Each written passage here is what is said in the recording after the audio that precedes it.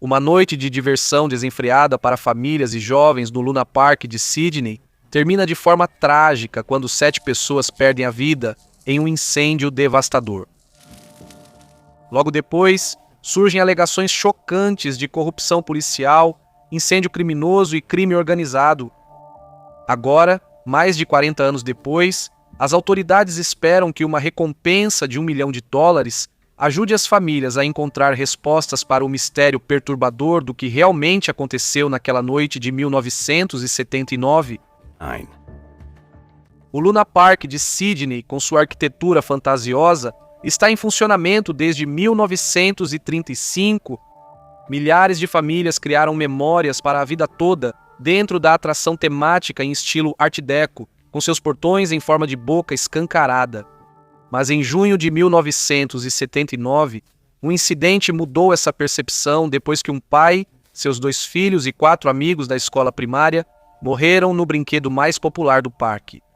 O trem fantasma era uma das grandes atrações do local. O passeio de 2,5 minutos serpenteava por um labirinto de túneis escuros, onde imitações de fantasmas e monstros se escondiam a cada curva. Ele acomodava 2 pessoas em carrinhos em forma de pequenas locomotivas, transportando os passageiros por 180 metros de trilhos elétricos, cheios de cenas assustadoras, curvas fechadas e uma imitação de fogo. Pouco depois das 10 da noite de 9 de junho, no entanto, alguns passageiros notaram chamas de verdade vindo da cena de fogo falso, mais ou menos 3/4 do percurso do passeio. Por acharem que era parte da aventura, decidiram não relatar o ocorrido. 5 melhores amigos de Waverly estavam ansiosos pelo assustador trem fantasma. Era a primeira noite deles sozinhos, sem o acompanhamento das famílias, e os garotos adolescentes estavam se divertindo como nunca. Eles não faziam ideia de que apenas um deles sairia vivo do parque. De acordo com o sobrevivente Jason Holman, seus 4 amigos embarcaram nos 2 vagões à sua frente. Ele sentou sozinho no vagão seguinte e disse que, embora animados, os garotos também estavam um pouco nervosos com o brinquedo. Mais de 30 passageiros também estavam em seus carros, se preparando para a experiência assustadora. Holman viu os carros dos amigos entrando pelas portas vai-vem marcadas com o portal do inferno. Mas quando seu carro se aproximou da entrada, ele foi arrancado do brinquedo por um dos funcionários do parque. Inicialmente, Holman não viu nenhum sinal de incêndio. Ele ficou confuso com o funcionário que o puxou para fora do carrinho em movimento. Momentos depois, viu a fumaça saindo em nuvens pela entrada e então os gritos começaram. Sem sprinklers para conter o fogo, as chamas se espalharam rapidamente. Logo, os visitantes ficaram presos na escuridão enquanto a fumaça e as chamas engoliam o trem fantasma. Passageiros tropeçavam para fora do brinquedo, enquanto alguns chutavam as divisórias, desesperados para sair do labirinto em chamas. Enquanto Holman assistia às cenas de caos e chamas se desenrolarem, ele viu passageiros cobertos de fuligem saindo do brinquedo. Mas o que aconteceu em seguida ficaria se repetindo em sua mente desde então. Carros vazios em chamas saindo do brinquedo sobre os trilhos mecânicos. Seus 4 amigos não estavam em lugar nenhum. Ao lado de Holman estava uma mulher arrasada, segurando um sorvete derretendo.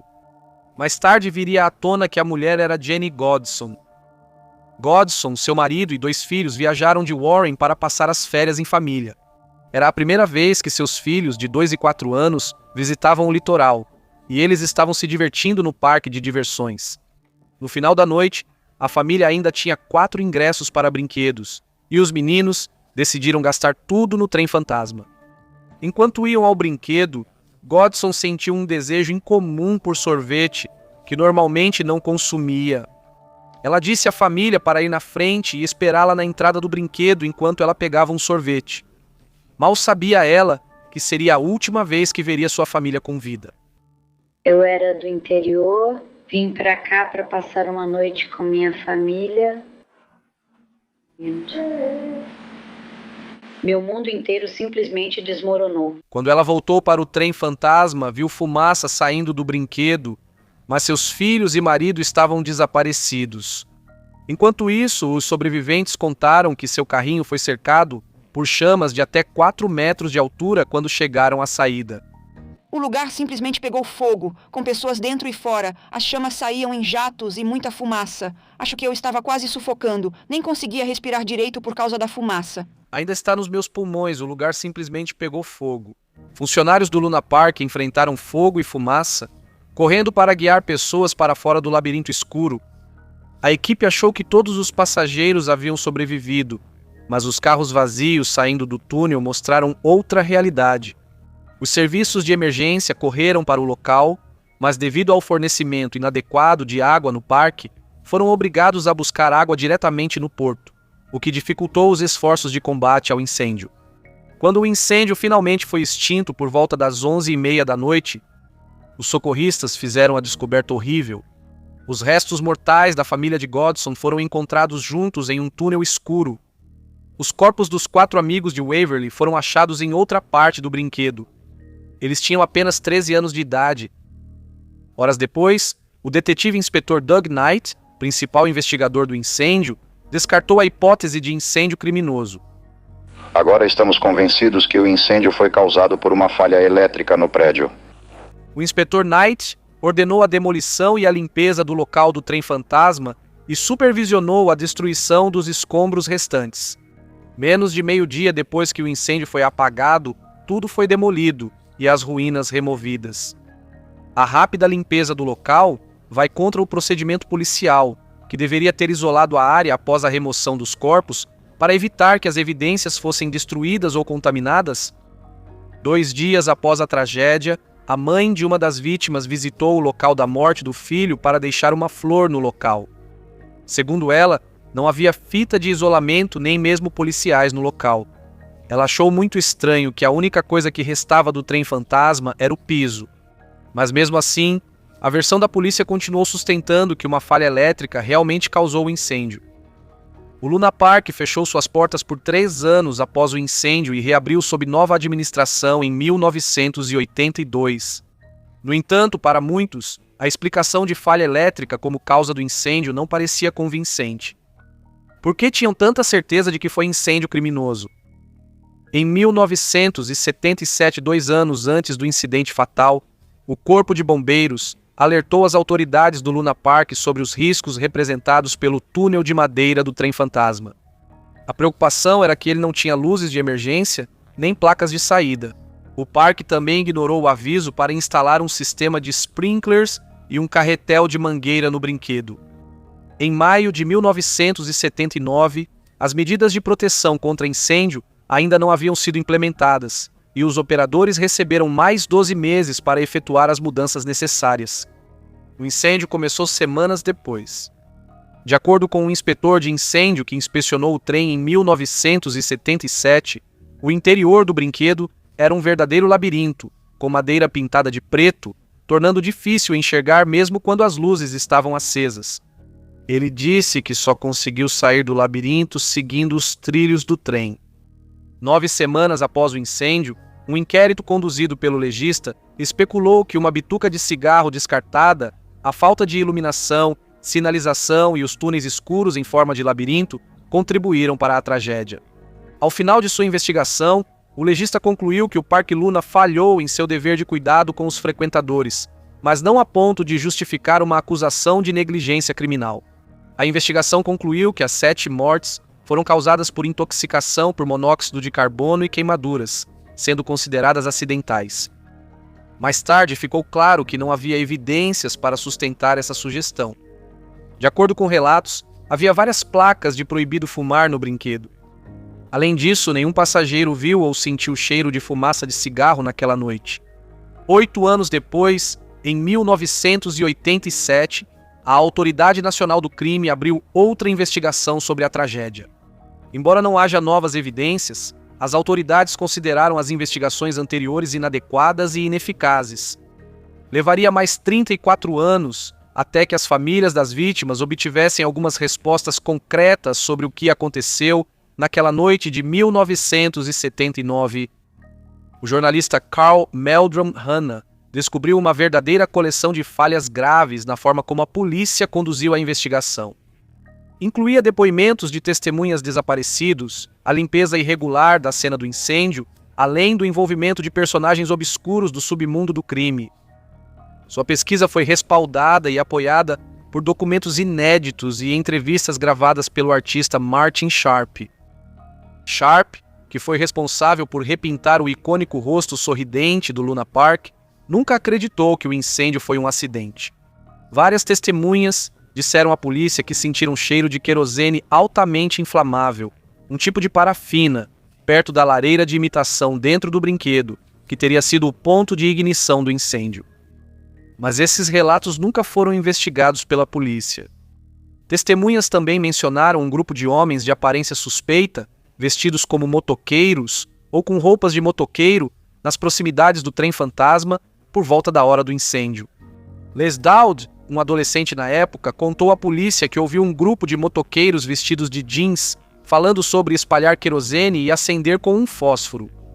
Segundo Dowd, ouviu um deles dizer: "Você é um idiota por fazer isso", e então correu para a saída. Muitas testemunhas relatam ter sido pressionadas ou intimidadas pela polícia a adotar outra narrativa do que presenciaram naquela noite. Ainda mais sinistras são as alegações de corrupção policial que implicaram o investigador principal, Doug Knight, com grupos do crime organizado. Acredita-se que Knight era um suposto intermediário que recebia dinheiro de criminosos para manipular investigações.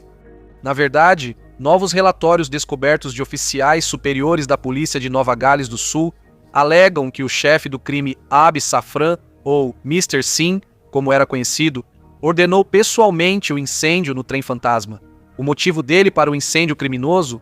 Terrenos valiosos à beira-mar. As alegações ganharam força após o incêndio, quando o Luna Park foi vendido para uma empresa duvidosa ligada à família Safran. Investigações adicionais mostraram que o incêndio criminoso era a arma preferida do Mr. Sim quando se tratava de atacar propriedades comerciais que ele queria adquirir para si mesmo. Doug Knight, como intermediário, fez com que ele escapasse impune até de assassinato. Safran morreu em 2006, mas um ano após sua morte, sua sobrinha revelou ao Sydney Morning Herald que seu tio era responsável pelo incêndio no trem fantasma, mas que ninguém deveria morrer. Ela disse que o incêndio foi causado para que ele assumisse o contrato de arrendamento do parque. Um dia após a entrevista, a sobrinha pediu que a matéria não fosse publicada. Depois, negou ter feito as revelações atribuídas, embora a entrevista tenha sido gravada.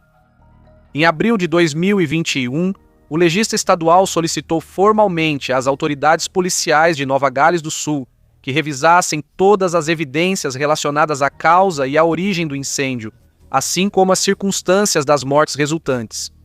Então, em julho de 2021, o ministro da Polícia anunciou que a investigação seria reaberta e ofereceu uma recompensa de $1 milhão para quem apresentasse novas informações. Estou muito satisfeito que o governo considerou adequado oferecer uma recompensa de $1 milhão. É apropriado, considerando o interesse público nessa investigação. A passagem do tempo tornou um pouco mais difícil para nós conseguirmos provas e é por isso que estou fazendo um apelo ao público. Se souberem de algo, mesmo que já tenham informado, procurem novamente a polícia de Nova Gales do Sul e forneçam qualquer informação relacionada ao incidente. As famílias das vítimas receberam bem a reabertura das investigações, esperando que novas pistas possam ajudá-las a encontrar o desfecho de que tanto precisam. Mas, depois de mais de 4 décadas, é desanimador pensar em todas as possíveis evidências e depoimentos de testemunhas perdidos devido à corrupção nos mais altos níveis e em como um sistema criado para proteger falhou com as 7 vítimas. Hoje, um trem fantasma reformado ainda funciona no Luna Park. Antes de encerrarmos o episódio de hoje, quero dar a vocês uma prévia do documentário da próxima semana. Acredite, você não vai querer perder. Imagine embarcar nas férias dos seus sonhos apenas para tudo se transformar em um pesadelo no mar. É um desastre que deixou os passageiros à deriva, desesperados e em condições inimagináveis. Assista a este episódio a seguir se você achou este vídeo interessante. Por favor, deixe um like e um comentário se quiser apoiar o canal.